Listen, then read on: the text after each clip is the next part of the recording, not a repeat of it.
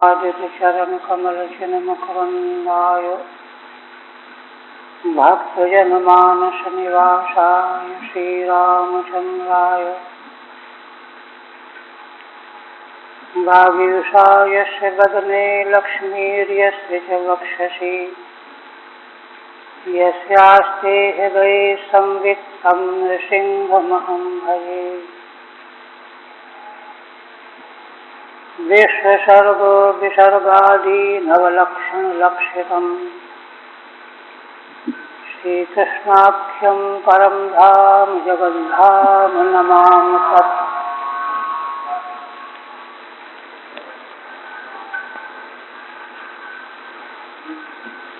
परम आदरणीय यति वृंद, भक्त वृंद एवं श्रोत वृंद,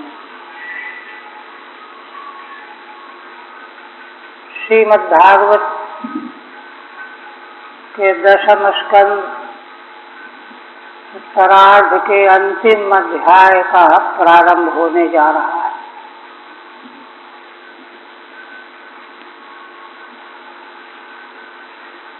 श्रीमद्भागवत के दशम स्कंद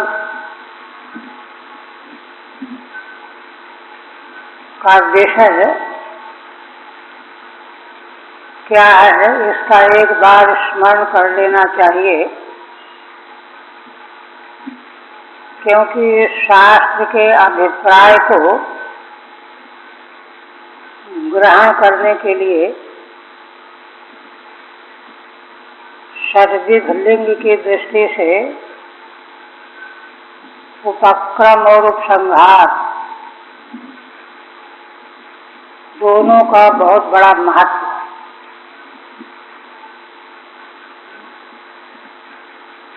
उपक्रमोपसंहारोऽभ्यासो पूर्वता फलम अर्थवादोपपत्ति च लिंगम तात्पर्य निर्णय। तात्पर्य निर्णय के ये 6 लिंग ज्ञापक हेतु हैं, चिन्ह। तो इस दृष्टि से श्रीमद्भागवत के अंतर्गत दशम स्कंद सर्वाधिक महत्वपूर्ण है, समझा भी जाता है। तो श्रीमद्भागवत के 10 पदार्थों में निरोध पदार्थ का 8वां जो निरोध पदार्थ, अत्वसर्गो विसर्गश्च स्थानं पोषणमूर्तयः मन्वन्तरेषानुकथा निरोधो मुक्तिराश्रयः। तीसरे स्कंद से लेकर के सर्ग विसर्ग स्थान पोषण ऊतयः, देखिए क्रमशः 3, 4, 5, 6, 7 इन 5 स्कंधों में सृष्टि की उत्पत्ति, उसकी स्थिति और सृष्टि प्रवाह का स्वरूप बताया गया है। 10 लक्षण लक्षित यह जो शास्त्र है, तो उसका क्रम इस प्रकार का है कि पहले संसार यह प्रकट कैसे होता है, फिर बढ़ता कैसे है, फिर इसकी स्थिति कैसे सुरक्षित होती है पंचम स्कंध में, फिर भगवान के द्वारा जीव और जगत का पोषण कैसे होता है छठे स्कंध में। सप्तम स्कंध में ऊतियों का विवेचन है। ऊति का अर्थ होता है वासनाएं। संसार के समग्र जीव वासनाओं के अनुसार संसार में नाना प्रकार के क्रियाकलाप करते रहते हैं। तो उन वासनाओं का विवेचन किया गया है सप्तम स्कंध। माने यहाँ तक 5 पदार्थों के द्वारा संसार की उत्पत्ति से लेकर के उसका विस्तृत फैलाव सब बता दिया गया। ये एक तरह से पूर्वार्ध है। अब इसी संसार में पड़ा हुआ जीव घबरा रहा है, छटपटा रहा है, रो चिल्ला रहा है, बचाओ बचाओ। तो क्रमशः जो संसार इस रूप में फैला हुआ है, इससे जीव बचेगा कैसे? शास्त्र तो अज्ञात ज्ञापक साध्य और साधन को बताने के लिए प्रवृत्त हुआ है। तो पंचम पदार्थ के बाद फिर मनवंतर, मनवंतर शब्द का अर्थ है सद्धर्म। सद्धर्म का निरूपण किया गया है अष्टम स्कंध। सद्धर्म से क्या होगा? सदाचार रूप सद्धर्म वैदिक धर्म का पालन करने से, उसका चिंतन करने मात्र से अंतःकरण निर्मल हो जाता है, शुद्ध हो जाता है। अंतःकरण जब निर्मल हो जाता है तो भगवान और भगवान के भक्तों के लीला चरित्रों में मन लगने लगता है। इसलिए नवम स्कंध में भगवान और भगवान के भक्तों का चरित्र वर्णन किया गया, वंश वर्णन। वह तब वर्णन किया गया जब भी शुश्रूषा पैदा हो। शुश्रूषा पैदा होगी जब चित्त शुद्ध होगा। चित्त शुद्धि का मार्ग है धर्माचरण। जब इस प्रकार से भगवान और भगवत भक्तों का व्रत बार बार सुनता है तो वह प्रभावित हो जाता है। अब भगवान के प्रति उसका अनुराग अतिशय बढ़ जाता है, क्योंकि जिन भक्तों का व्रत सुन रखा है उनको देखा कि सारे संसार को तिलांजलि दे करके एकमात्र भगवान के भजन में लगे हुए हैं, केवल भगवान की ही चर्चा करते हैं, न और को सुनते हैं न बोलते हैं। तो इसलिए ऐसे उसके अंतःकरण की तैयारी हो जाने पर फिर दशम स्कंध।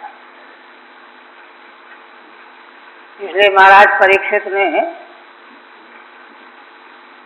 दशम स्कंध के प्रथम अध्याय प्रारंभ में यही प्रश्न किया कि भगवान, अब मेरा चित्त अब पूरी तरह से समाहित हो गया है। अब आप भगवान के यदुवंश में अवतार लेने वाले भगवान के लीला चरित्रों का वर्णन कीजिए।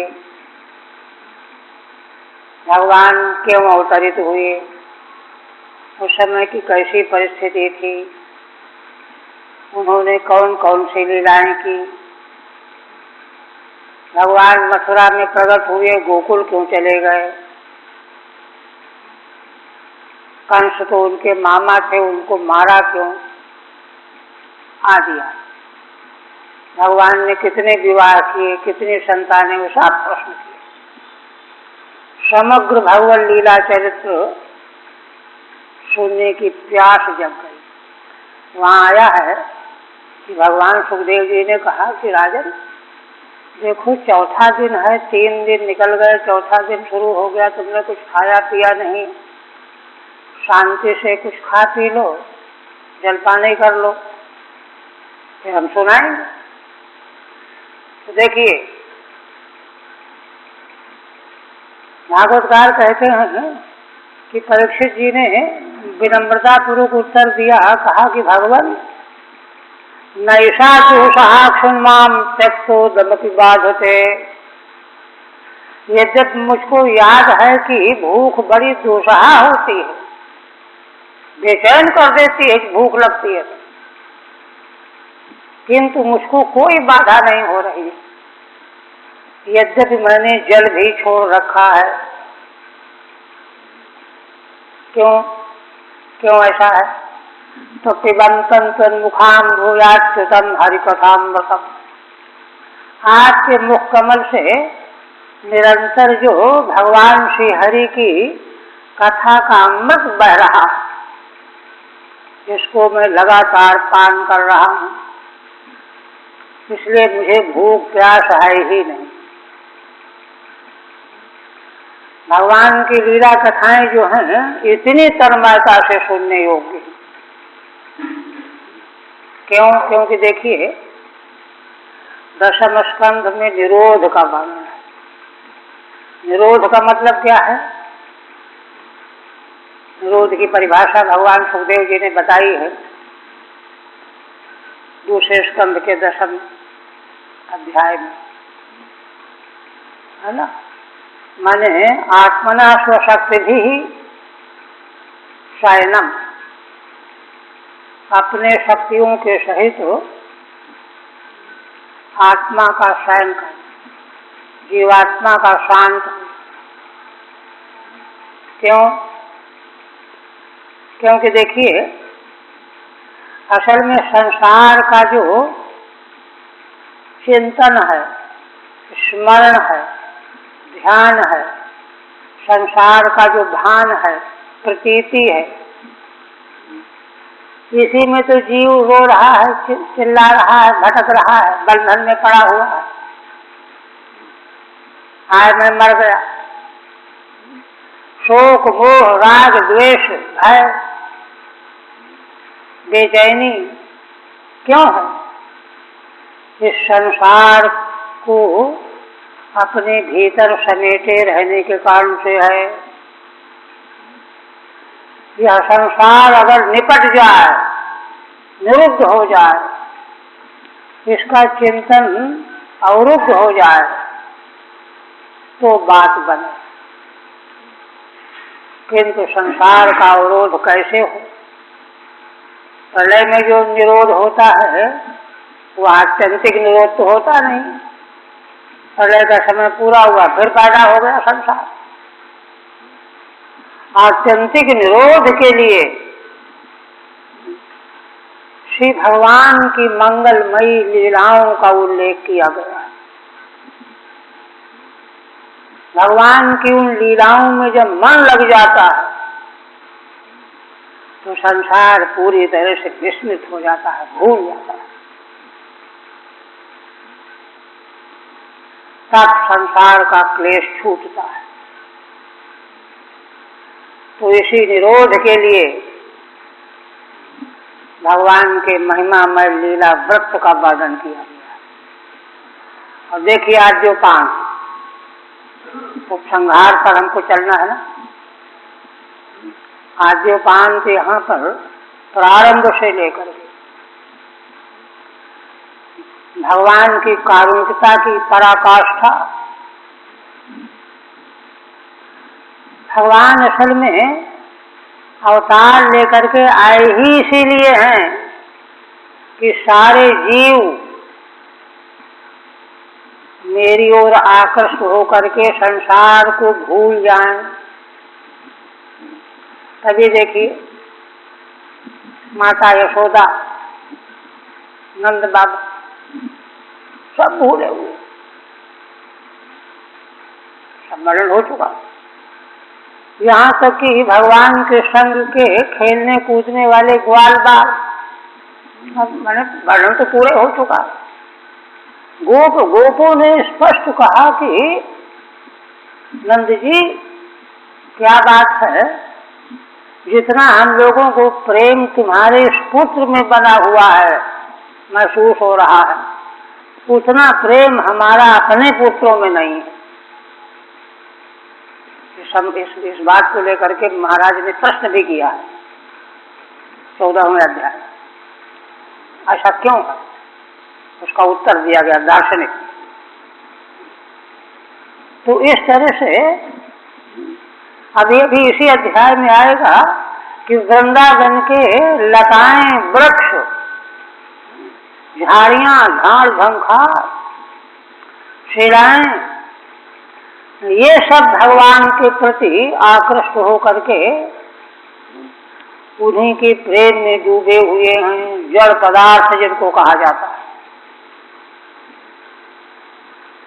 भगवान के किसी प्रकार का संग किसी का हुआ, उनका वेणु सुनने को मिला, बंसी सुनने को मिली, उनका दर्शन हुआ, उनका अंग स्पर्श हुआ, उनका शब्द कोई सुनाई पड़ा, हर एक में जीव जो है अपने को ही भूल जाता है। कृष्ण शब्द का अर्थ ही है कि जिन भगवान का नाम कान में पड़ते ही देह गेह की विस्मृति हो जाए, तो उन भगवान की लीलाओं का वर्णन किया गया है दशम स्कंध में, जिससे कि संसार का पूरी तरह से निरोध होकर के एकमात्र भगवान रह जाए दृष्टि के सामने। यही तो मुक्ति है, जीवन मुक्ति है, पराप्रीति ही तो सबसे बड़ी पुरुषार्थ की सिद्धि उपलब्धि। तो इस दृष्टि से ही दशम स्कंध में सारे चरित्र वर्णन किए गए हैं, है ना। गोपांगनाओं का प्रेम और उन सब और माने सभी के मध्य में सर्वश्रेष्ठ उनका प्रेम व्यक्त हुआ। वो सारा जो है कई प्रकरणों में वर्णन हो चुका है, रास पंचाध्यायी में भी। तो यह सब वर्णन इस दृष्टि से किया गया है कि ना जीव जगत की पूर्ण विस्मृति होकर के एकमात्र भगवान शेष रह जा, भगवान ही रह जा। ऐसे निरोध पदार्थ का जिसमें विवेचन किया गया है, उस दशम स्कंध का अंतिम अध्याय, चारम अध्याय।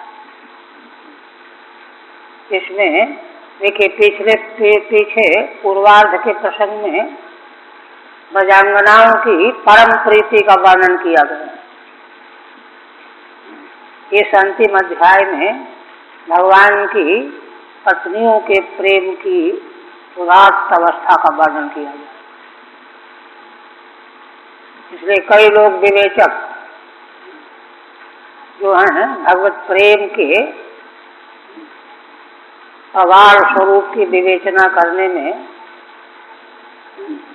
एक तर्क देते हैं कि भगवान की पत्नियों का प्रेम से बढ़ करके गोपांगनाओं का प्रेम था। तो इसमें देखिए, यद्यपि आनंद लेने के लिए, भगवान के लीला चरित्र का आनंद लेने के लिए वैसा चिंतन करना, भाव व्यक्त करने में कोई दोष नहीं है, किंतु जो भगवान के मंगलमय दिव्य चरित्र की जो विलक्षणता है, अनुपमेयता है, उस दृष्टि से यदि हम विचार करेंगे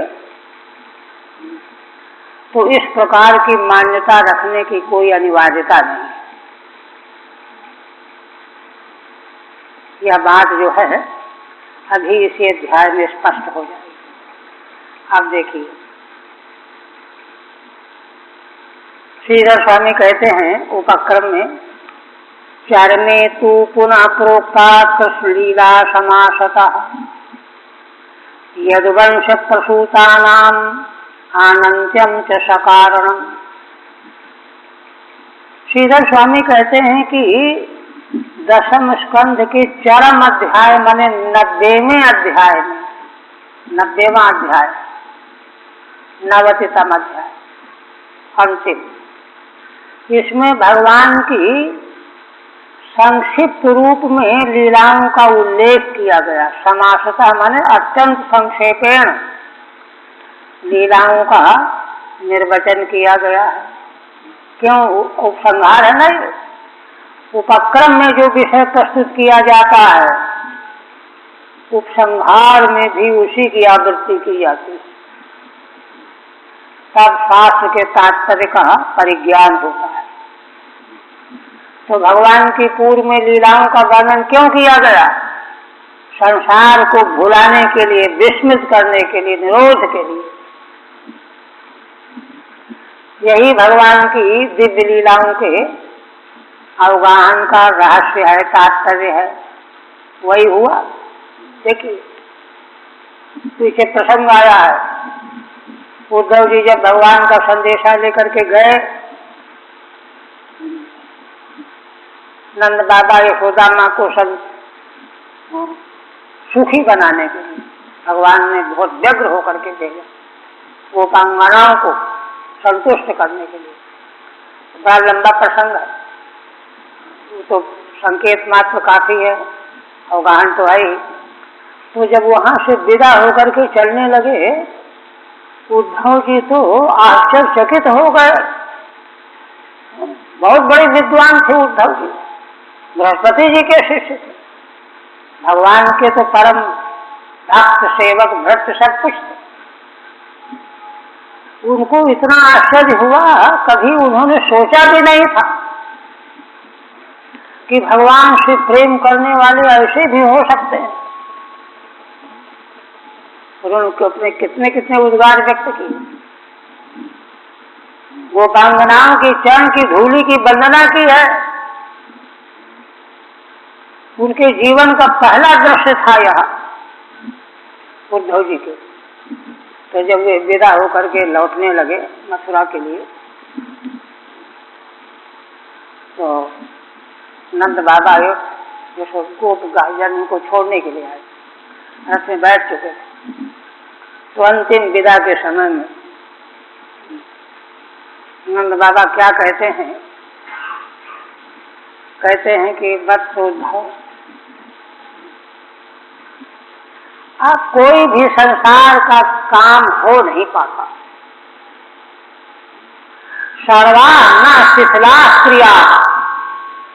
नंद बाबा कहते हैं अब हमारी सारी क्रियाएं शिथिल हो गई हैं।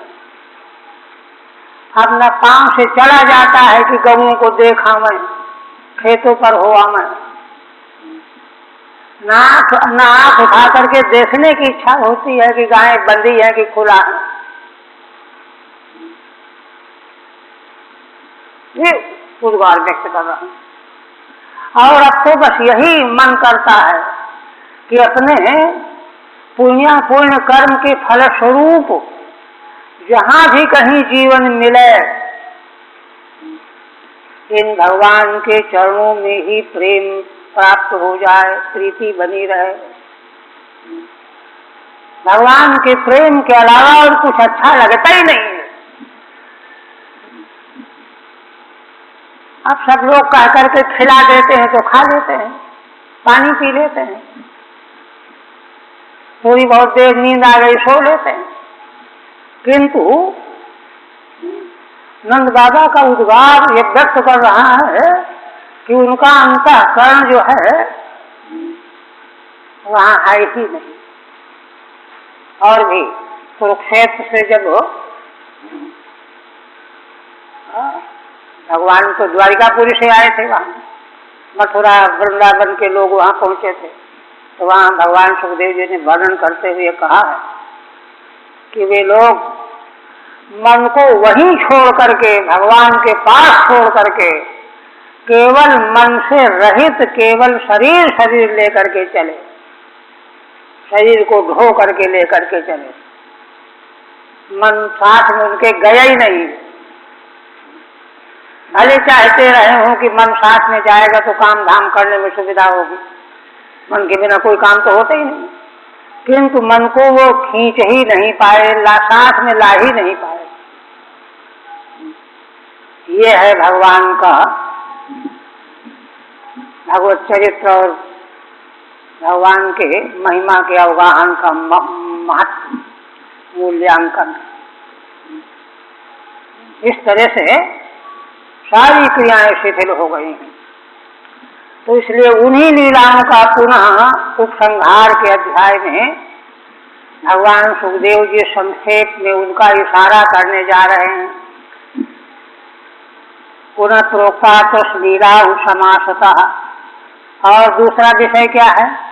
यदुवंश प्रसूता नाम आनंत्यम च सकारणम, है ना। यदुवंश में जो सारे यदुवंशी जन प्रकट हुए थे,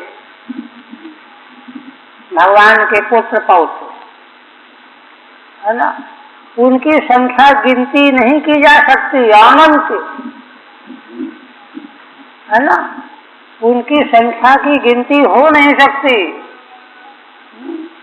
उसका भी वर्णन किया गया है।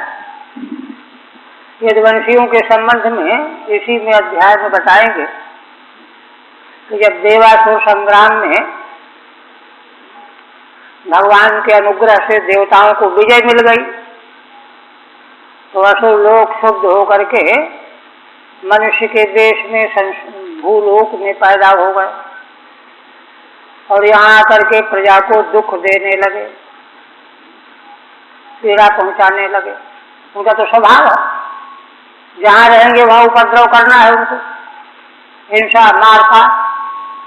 तब भगवान ने उनसे प्रजा की रक्षा करने के लिए देवताओं को आज्ञा दिया कि तुम लोग भी भूमंडल में, भूलोक में यदुवंशियों के यहाँ अवतार ले लो। तो वे सब भगवान की आज्ञा से अवतार लेकर के आए। इसलिए भगवान की आज्ञा से अवतरित हुए थे, इसलिए उनका सब कुछ भगवान ही थे। खाना पीना, चलना फिरना, उठना बैठना।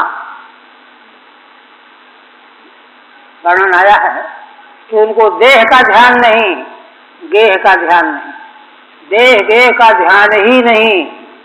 वे तो एकमात्र भगवान का ही निरंतर अहर्निश ध्यान चिंतन में ही डूबे रहने वाले थे। तो ये भगवान की लीला की महिमा, ये वर्णन किया जाएगा। आप देखिए मूल शीर्षों को, सुखम स्वपुर्याम निवसन द्वारिकायाम श्रियपति सर्व संपत् समृद्धायाम जुष्टायाम दृष्टिपुंगवै। भगवान सुखदेव जी वर्णन करते हुए कहते हैं, है ना, श्रियपति लक्ष्मीपति भगवान श्री कृष्ण, है ना, अपनी द्वारिकापुरी में, स्वपुरीयाम द्वारिका, भगवान ने आया है ना प्रसंग पीछे कि जब जरासंध ने, कालियवन ने घेर लिया मथुरा को चारों ओर, जरासंध भी आने वाला था आजकल में, तो भगवान ने कहा कि ये तो बड़ा गड़बड़ होगा, किसका लड़ाई करेंगे। तो वहीं पर भगवान ने अपने संकल्प से समुद्र के मध्य में द्वारिकापुरी की रचना कराई विश्वकर्मा के द्वारा, और बड़ा दिव्य बना। मथुरा की सारी प्रजा को भगवान ने वहीं पहुंचा दिया, ये वर्णन आया। इसलिए स्वपुर्याम द्वारिकायाम, स्वयं भगवान की अपनी द्वारिकापुरी थी, इसलिए भगवान जब जाने लगे तो समुद्र ने उसको अपने में डुबो लिया। उस पुरी में उसका विशेषण है सर्व संपत् समृद्धायाम। द्वारिकापुरी कैसी है? सब प्रकार की संपत्तियों से समृद्ध बनी हुई है, किसी प्रकार की कोई कमी नहीं है। एक और वृष्णि पुंगवई जुष्टायाम, वृष्टि पुंगवई मने यदुवंशी वीरों के द्वारा सुसेवित थी। देखिए यहाँ अभिप्राय यह है कि भगवान ने उसको संकल्प से व्यक्त किया द्वारिकापुरी को, किंतु उसमें निवास करने वाले यदुवंशी, जिनको 101 कुल थे उनके, उन सबों के उच्चतम कोटि के प्रारब्ध थे, तब तो उनको भगवान की सन्निधि, भगवान के धाम में रहने का निवास का स्थान, भगवान के साथ चलना फिरना, उठना बैठना, खाना पीना, देखना सुनना, ये सब, इसलिए महान भाग्यशाली थे। उन वृष्णि पुंगों से वह सेवित थी द्वारिकापुरी। ये कितने बड़े पुण्य की बात है। पिछले अध्याय के अंत में भगवान सुखदेव जी ने संकेत किया है। क्या संकेत किया है? कि भगवान ने धर्म की इस प्रकार से स्थापना की, दुष्टों का संहार करके स्वयं और पांडवों के द्वारा, और सारी प्रजा को मनोवांछित भोगों की वर्षा हुई। जैसे इंद्र जल की वर्षा करते हैं, वैसे ही भगवान के अनुग्रह से, धर्म की महिमा से, धर्म के प्रभाव से प्रजा को समस्त कामनाओं की वर्षा हुई। जो चाहो, जितना चाहो उतना उपभोग करो, कोई कमी की बात नहीं। ये धर्म का परिणाम है। और उन्हीं भगवान में धर्म जो है सांगोपांग विराजमान रहता है। वे भगवान स्वयं जब धर्म स्वरूप होकर के विराजमान हैं, तो उनके निवास भूमि में किस वस्तु की कमी हो सकती है। इसलिए भी यदुवंशी लोग उस द्वारिकापुरी में, है ना, उसका सेवन कर रहे हैं, वहाँ का वायु ग्रहण कर रहे हैं, जल पी रहे हैं, अन्न खा रहे हैं, भगवान का दर्शन प्राप्त कर रहे हैं। ये सब महिमा है। ये भगवान की लीला का ही तो परिणाम है। टीका में कहते हैं, श्री कृष्ण विभूतिम समासेन दर्शयति। भगवान की विभूतियों का संक्षेप में दर्शन कराते हुए कहते हैं, सुखम स्वपुरियान्विति सर्व संपदादि विशिष्टायाम। सब प्रकार की संपत्तियां, दान, व्यक्ति, सबसे विशिष्ट थी वह पुरी। और भगवान स्वयं श्री पति हैं, लक्ष्मी जी के पति हैं। आगे के श्लोकों का साथ मिला करके अन्वय करने जा रहे हैं। 16 सहस्र पत्नी नाम एक वल्लभा सन। भगवान के 16,108 रानियां हैं। उनके एकमात्र भगवान प्रियतम पति हैं। ऐसे तासाम गेहेषु रेमे इत्यन्वयः। इतने हजार पत्नियों के घरों में भगवान अकेले उनके पति प्रीतम रूप से होते हुए उनके घरों में विहार कर रहे थे, रमण कर रहे थे। यह वाक्य जो है 5वें श्लोक तक जाएगा।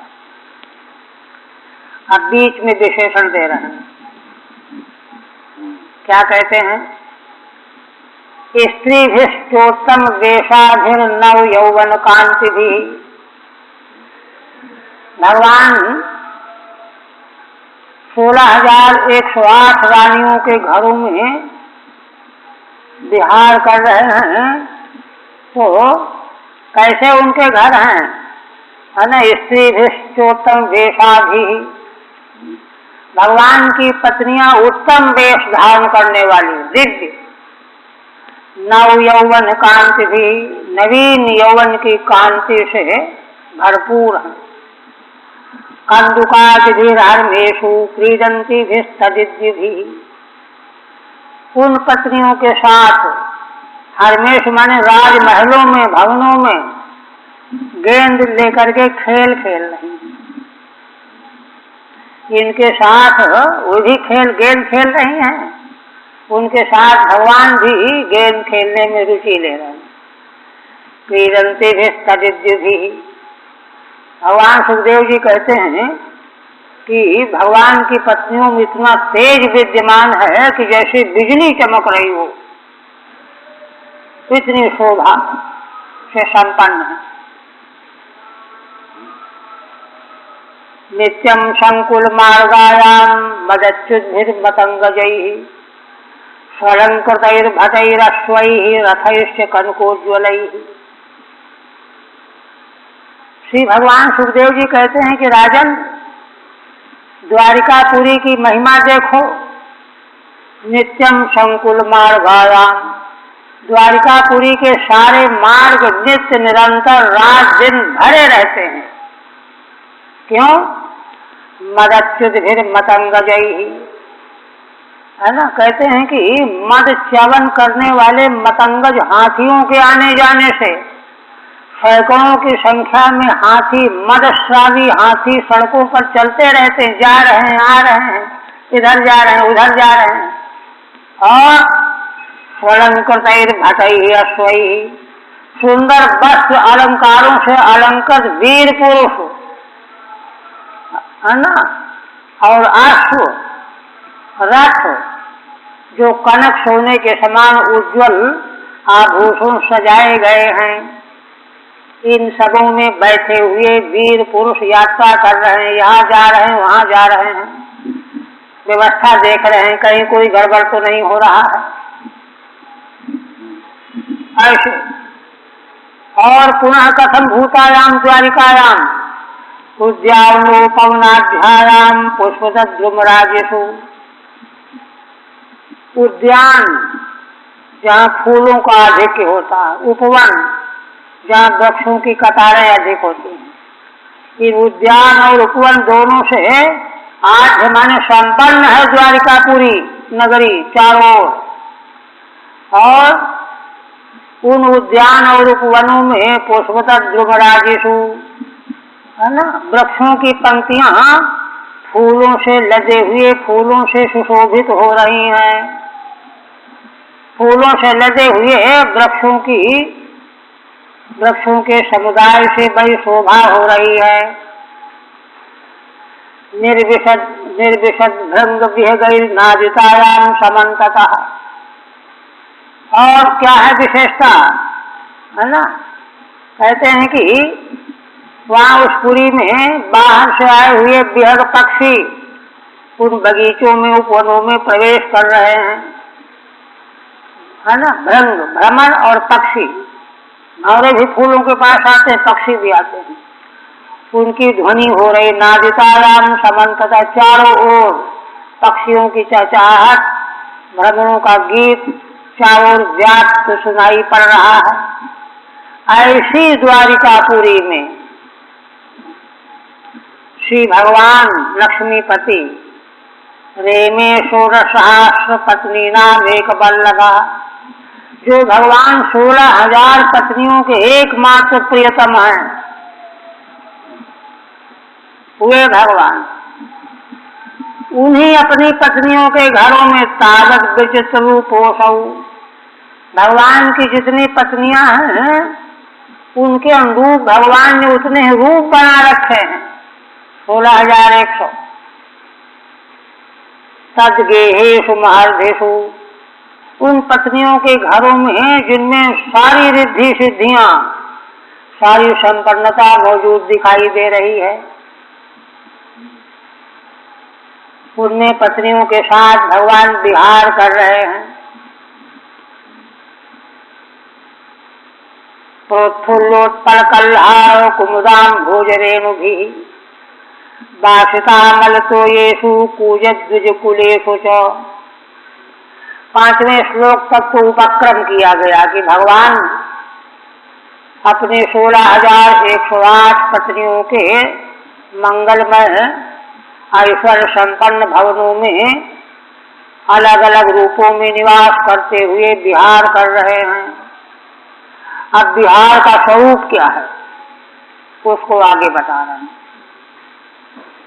भगवान सुखदेव जी कहते हैं कि राजन, प्रोत्फुल्लोत्फुल्ल कल्हार कुमुदा भोजरेणुभिः, हम भोजरेणुभिः, है ना, विशेष रूप में उत्फुल्ल खिले हुए उत्पल, ये कमलों की अलग अलग जातियां हैं, श्वेत कमल, रक्त कमल, नील कमल, हरित कमल, कल्हार, कुमुद, अम्भोज, ये सब कमलों की अलग अलग जातियां हैं। इनके पराग वहाँ छिटके हुए हैं, अम्भोज रेणु भी, रेणु माने पराग, है ना। वह पराग जो है छूट करके उड़ करके सारे जलाशय को सुगंधित बना दिया। इन अनेकों पुष्पों के से झरा हुआ पराग जिसने सारे जलाशयों को सुवासित कर दिया है। वासिका मल तो येषु, और उन जलाशयों में निर्मल जल भरा हुआ है और कमल के फूलों के पराग से सुगंधित हो रहा है। तीसरी चीज, और पूजत द्विज कुलेषु च, पक्षियों का समुदाय पूजन कर रहा है, चहचहा रहा है फूलों के बीच में, ऐसा। ठीक है। गेह विशेषण प्रोत्फुल्ल इत्यादि श्लोकेन, ये सब माने किन घरों में भगवान विहार कर रहे हैं वो उन भवनों का विशेषण बनाया इसको। आगे फिर देखिए, विजहार विगाह्यांभो हृदनीषु महोदय, भगवान है ना, महोदय महान वैभवशाली भगवान। हृदनीषु माने जलाशयेषु, सरस्सु, विगाह्यांभा, जल को हिलकोर करके इधर उधर हिला डुला करके विहार कर रहे हैं। भगवान की पत्नियां भी विहार कर रही हैं, और जितनी पत्नियां उतने रूप में भगवान सबके साथ जलाशयों में विहार कर रहे हैं, हिलकोर रहे हैं जल को, जैसे बालक खेलते रहते हैं ना पानी।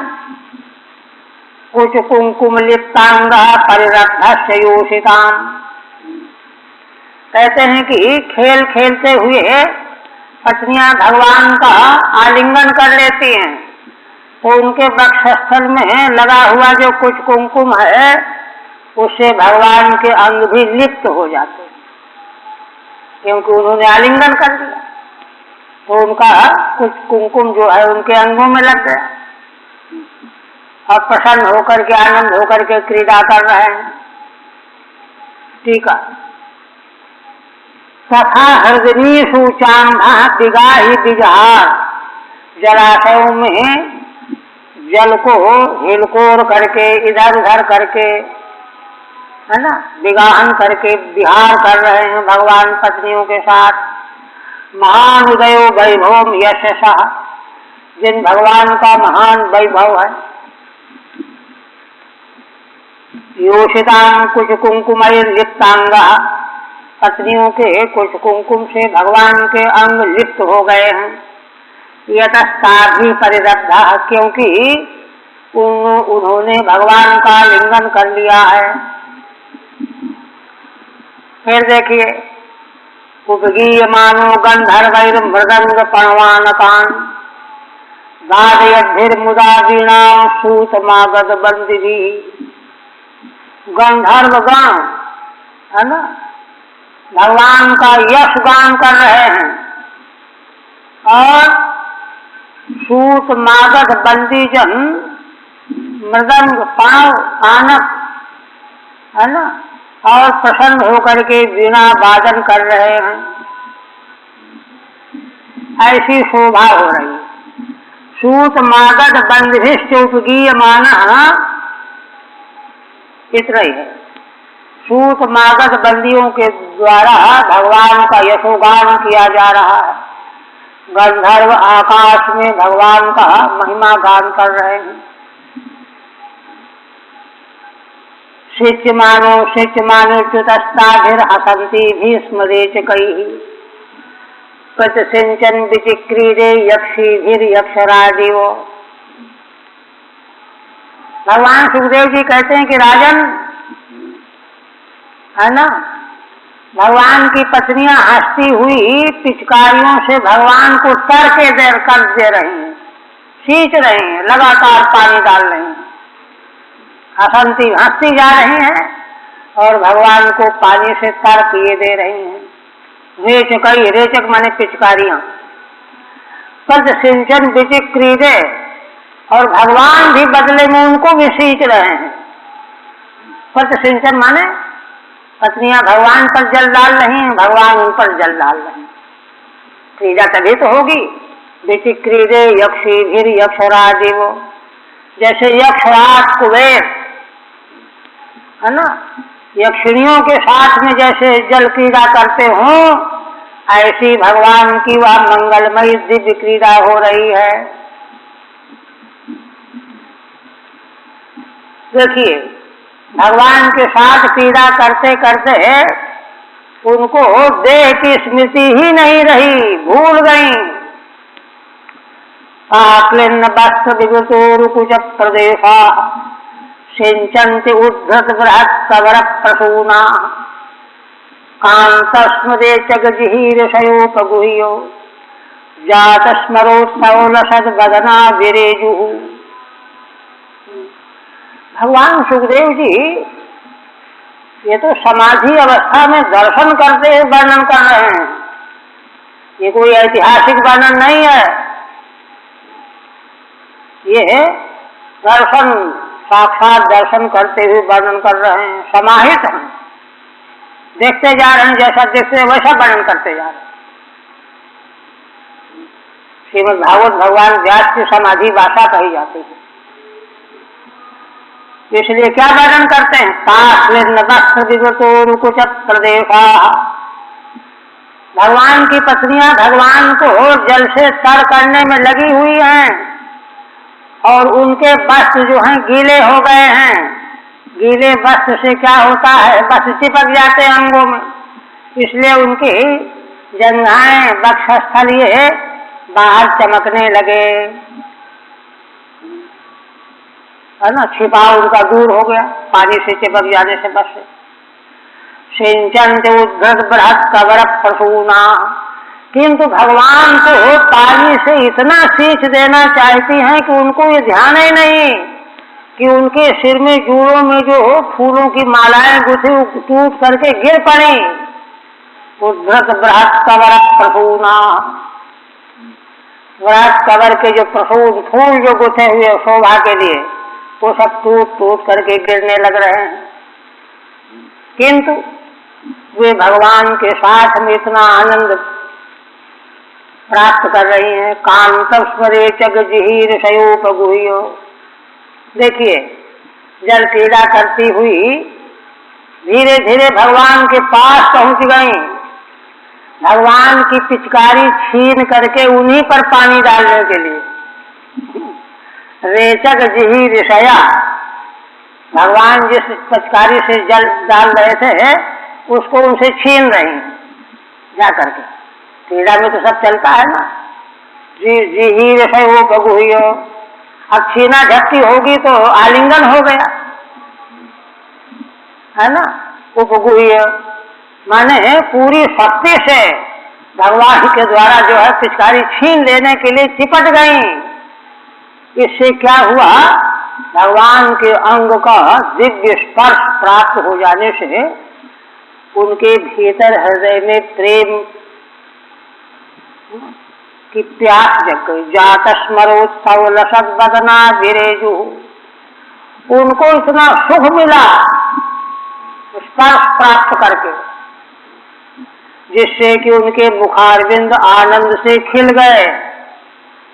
जैसे फूल खिल जाता है, इस प्रकार से उनके मुखारविंद जो हैं, नेत्र और मुखारविंद जो हैं, आनंद के आवेग से खिल गए। दिव्यानंद का उनको अनुभव हो गया। इस प्रकार से उनकी बड़ी शोभा होने लगी। ये वर्णन है।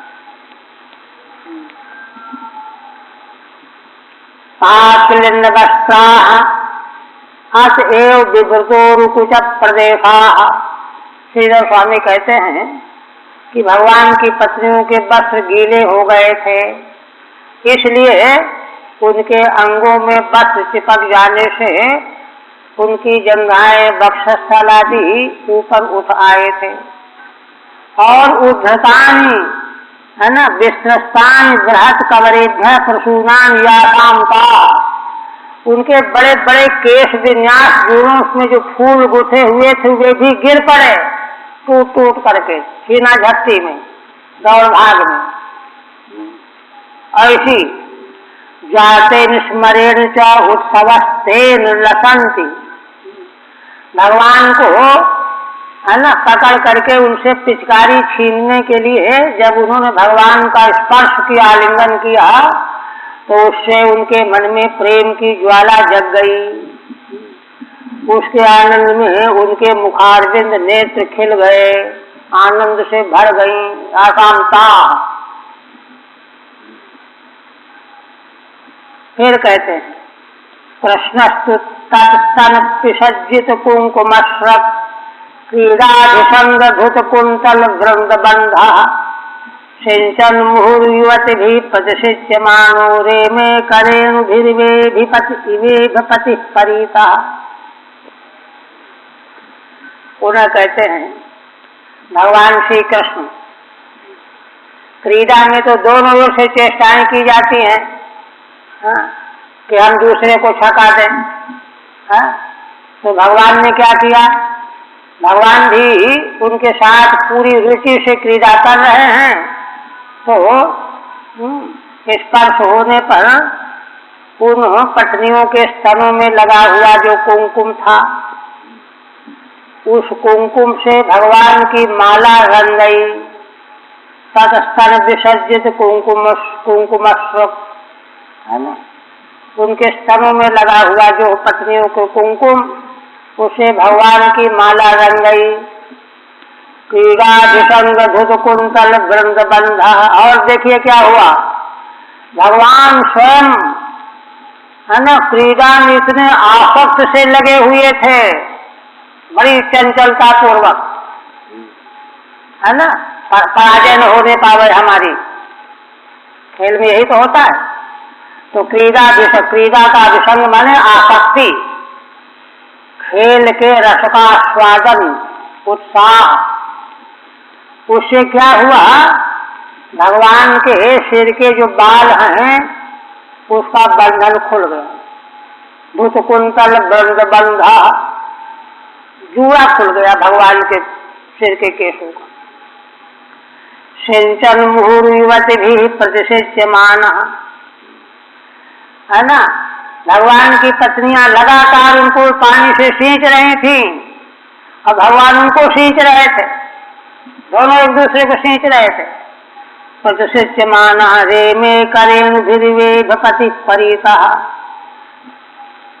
भगवान सुखदेव जी कहते हैं कि राजन ऐसी शोभा हो रही थी कि जैसे कोई गजेंद्र विपति गजराज हाथिनियों के साथ जल क्रीड़ा कर रहा हो। भगवान की पत्नियां हाथिनियों के समान घेरे हुए हैं भगवान को। इस तरह से है ना, गजराज के समान हाथिनियों से क्रीड़ा करने वाले के समान भगवान क्रीड़ा कर रहे हैं। ठीक है। तासाम स्तनेभ्यो विसर्जित कुंकुमा सृगयस्य। पत्नियों के वक्षस्थल में लगा हुआ कुंकुम से भगवान की माला रंग गई है। और क्रीड़ाया अभिसंगेन, भगवान स्वयं जल क्रीड़ा में इतने आसक्त दिखाई दे रहे हैं कि उस अभिनिवेश से धूतः कंपितः कुंतल वृंद बंधो यशसः। भगवान के सिर के जो केश बंध हैं वे कांपने लगे, खुल गए, तितर बितर हो गए, ऐसे हो गए। इसके बाद फिर क्या कहते हैं, नटानां नर्तकीनां चो गीत वाद्योपजीविनां क्रीडालंकार वासांसी कृष्णोदात्तस्य च स्त्रियः।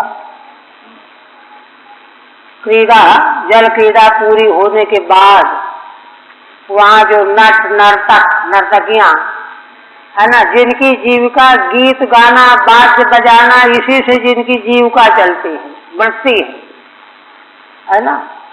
तो भगवान ने है ना क्रीड़ा के बाद क्रीडालंकार वासांसी, है ना, जल विहार करने के समय जो अलंकार धारण किए थे, जो वस्त्र धारण किए थे, उन सबों को निकाल करके भगवान ने उन दे दिया, नट नर्तकों को दे दिया, दूसरे सूखे कपड़े पहन लिए, है ना, उन सेवकों को दे दिया। अत्याचार स्त्रियां, और भगवान की पत्नियों ने भी यही किया। नर्तकियों को उन्होंने अपने वस्त्र दे दिया, आभूषण दे, वस्त्र आभूषण दोनों ही दे दिए, दूसरे नूतन वस्त्र आभूषण धारण कर लिए। ये है ना, माने वैभव का वर्णन है, वैभव पूर्ण लीला है भगवान की।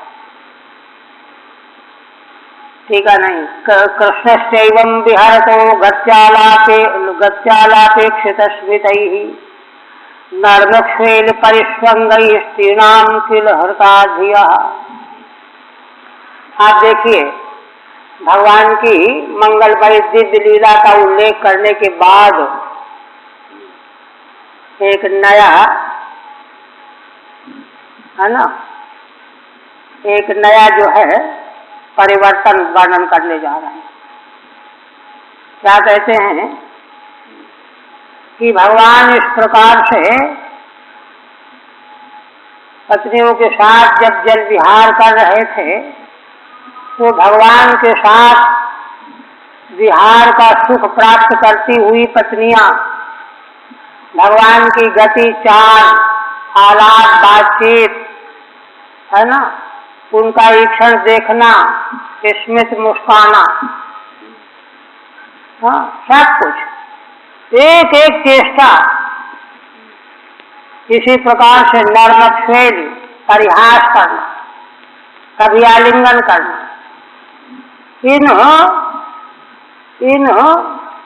लीलाओं के द्वारा उन पत्नियों की बुद्धि हरण हो गई। स्त्रीणाम धियः किल हता हृदा। भगवान के इस लीला विहार के प्रभाव से भगवान की पत्नियों का होश हो गया।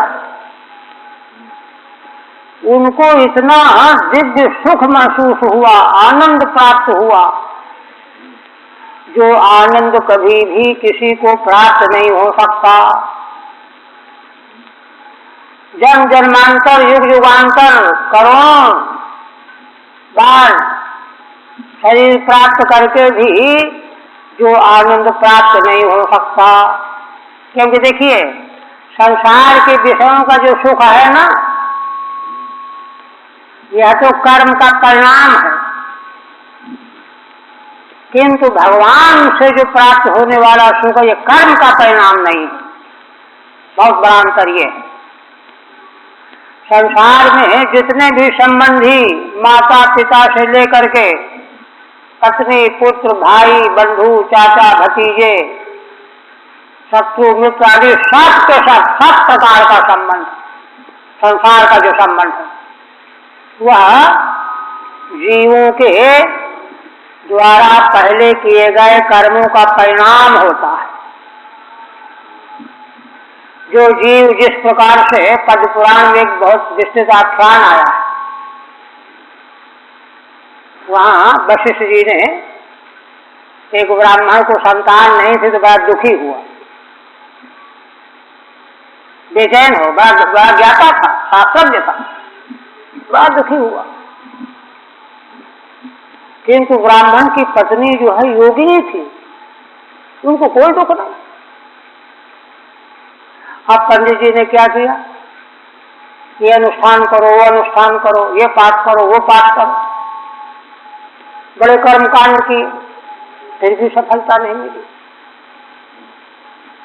बड़े नियम से करने वाले सदाचारी पवित्र आत्मा, जब नहीं हुआ तो और ज्यादा दुखी हुई। तो एक दिन पत्नी ने पूछा, पत्नी का कर्तव्य है पति की समस्या को समझे, कि आप उदास क्यों रहते हैं, चिंतित से क्यों दिखाई देते हैं, पहले जैसे प्रसन्न रहा करते थे वैसे क्यों नहीं। तो आग्रह पूर्वक पूछने पर बताया, कहा कि क्या बताएं,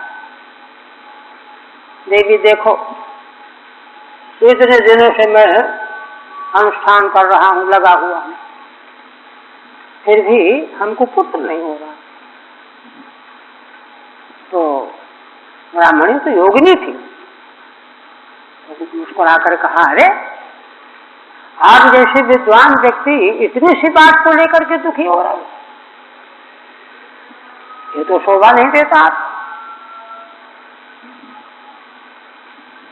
आप जो है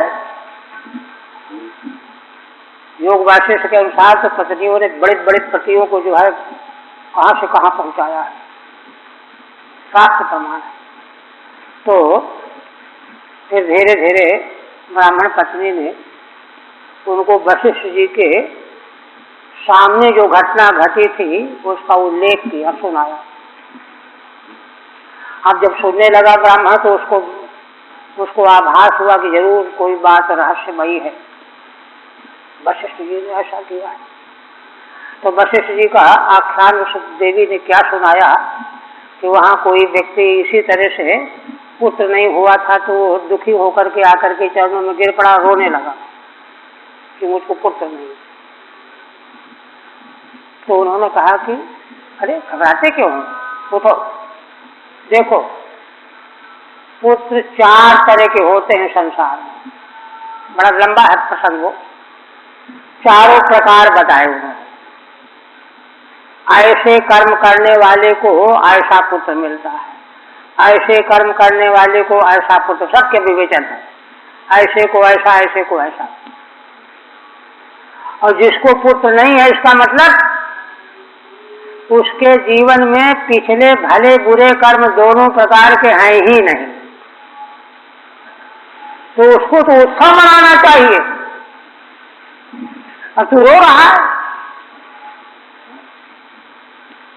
चारों प्रकार माने 3 प्रकार के पुत्र तो मूर्खतापूर्ण जो है कर्म का फल होते हैं। केवल एक प्रकार का पुत्र जो है शुभ कर्म का परिणाम होता है। उसको बताया, कहा कि देखो वह पुत्र कब होता है, जैसे मान लो कोई व्यक्ति तीर्थ में गया हुआ है, वहाँ कोई जीव चाहे पशु पक्षी ही क्यों न हो, प्यासा मर रहा है, पानी और है नहीं, उसके लोटे में पानी है, तो वह दया से परवश होकर के उसको पिला देता है। ये जब साथी लोग कहते हैं अरे तू क्या पिएगा, सब पिलाई दे रहा है, कहा देखा जाएगा, पिला देता है, उससे उसका प्राण बच गया। जब प्राण बच गया तो उसके मन में संकल्प हुआ कि अरे ये तो साक्षात भगवान की तरह से आ गया मेरे लिए, मेरे प्राण बचा लिए,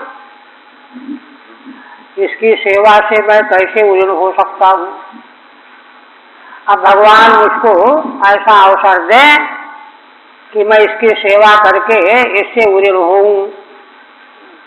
तो वशिष्ठ जी ने कहा कि वह उसका पुत्र बन करके आएगा। तो ऐसा जो पुत्र बन करके आता है वह सब धर्म का परिणाम होता है। तो 3 की भी व्याख्या अलग अलग है किस तरह से, तो बता करके ये कहा। इस तरह से जब वर्णन किया तब ब्राह्मण को संतोष हुआ, वशिष्ठ जी का आख्यान सुनाया। तो इस तरह से संसार के जितने भी संबंध हैं ये तो सब कर्मों का लेखा जोखा लेन देन है और कुछ नहीं है। किंतु महान पुरुषों का दर्शन, ऐसे ही भगवान के भक्त जनों का दर्शन भी प्राप्ति है, और भगवान की प्राप्ति यह जो है कर्म का परिणाम नहीं है। हाँ? कर्म देखिए, कर्म केवल इतना उत्तरदायी है कि वह अनुष्ठानकर्ता के अंतःकरण को शुद्ध बना दे, इसके अलावा कर्म का कोई और उपयोग विनियोग नहीं है। भगवान की दर्शन प्राप्ति के लिए, भगवान का आशीर्वाद अनुग्रह प्राप्त करने के लिए भगवत भाव चाहिए। भगवत भाव, भगवान की चाह हो, भगवान की चाह के लिए चित्त शुद्धि में कर्म तो उपयोगी है। तप करो, व्रत करो, उपवास करो, भगवान प्रसन्न हो मुझ पर, ये है। किंतु इसके बाद जहाँ लगी साधन वेद बखानी, सब कर फल हरि भगति भवानी, उन सारे साधनों का फल भगवान में भक्ति प्राप्ति हो, उसके बिना भगवान का अनुग्रह नहीं होगा, दर्शन भी नहीं होगा। अनुग्रह प्राप्त होना तो बहुत बड़ी चीज है। इसलिए यहाँ ब्रजांगनाओं को जो भगवान का आशीर्वाद प्राप्त हुआ, अनुग्रह प्राप्त हुआ, गोपों को प्राप्त हुआ, माता पिता को प्राप्त हुआ, ये कर्म का फल नहीं है, ये तो जन्म जन्मांतर युग युगांतर भगवान के चरणों की चाह का परिणाम है, फल है। इसी प्रकार से भगवान की पत्नियों को जो यह सुख मिला, यहाँ यह सुख जो है युग युगांतर जन्म जन्मांतर भगवान की प्राप्ति का इन्होंने साधन किया है, भाव मजबूत किया है, उसके फलस्वरूप भगवान इनको प्राप्त हुए। इसलिए ऐसे भगवान के अनुग्रह से प्राप्त जो सुख और आनंद है, परमानंद परम सुख है, इसके सामने है लौकिक सुख क्या है? वो तो दो कौड़ी का है, कुछ भी नहीं। ये बात यहाँ कही जा रही है। वहाँ भगवान के अनुग्रह से प्राप्त जो आनंद और सुख है, वहाँ विषय की गंध नहीं है ना। विषय के कारण से वह सुख हो ऐसा नहीं है, वह तो संसार की वस्तु है। ये कह रहे हैं कष्ट शैवम विहरतो गत्यालापेक्षित स्मितैः नर्मक्ष्वेलि परिस्पंदैः स्त्रीणाम किल हर्षाधिया। भगवान कहते हैं सुखदेव जी कि राजन, भगवान की पत्नियों की तो बुद्धि का हरण हो गया, उनको कुछ सोचना समझना ही विस्मृत हो गया, अंतःकरण जो है डूब गया, उन्मनी भाव। देखिए कठोपनिषद कहती है ना, यदा यान्मनी भाव तदा तत्परमं पदम। मन का उन्मनी भाव को प्राप्त हो जाना ही परम पद की प्राप्ति है।